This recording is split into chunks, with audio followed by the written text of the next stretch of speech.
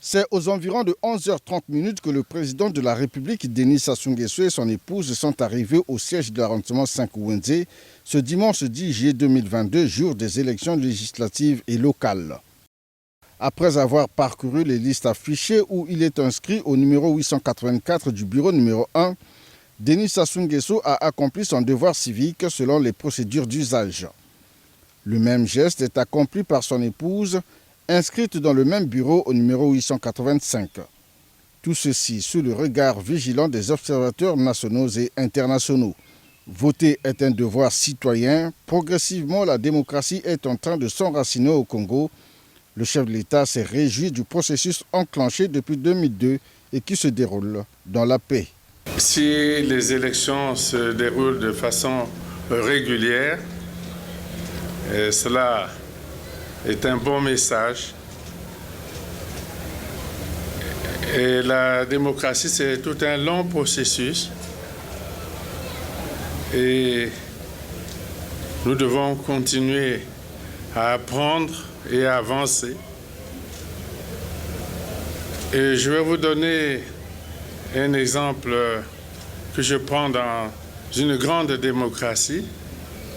Je mets grande toujours entre guillemets. La Révolution française a triomphé en 1789 et le processus démocratique a été lancé en 1789.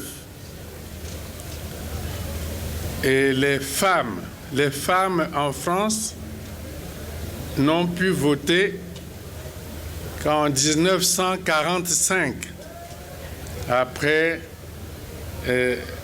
la Deuxième Guerre mondiale. Vous pouvez compter le nombre d'années. Et le processus était pourtant en marche dans ce pays. Donc je pense que nous sommes sur la bonne voie. Et je pense qu'un parti politique qui s'exclut du débat démocratique, que lui reste-t-il à faire? Et c'est la seule question que je pose. Mais pour le reste, je pense que le processus est en marche. J'ai suivi le débat démocratique dans le pays. Et cette campagne électorale s'est déroulée dans la paix. Il n'y a pas eu d'incident majeur dans aucun département du pays. Donc les élections se déroulent dans la paix. Voyez le scrutin, voyez le peuple. Le peuple dont vous parlez, le voici. Et il vit en paix, il vote en paix. Et pour moi, c'est un bon signe.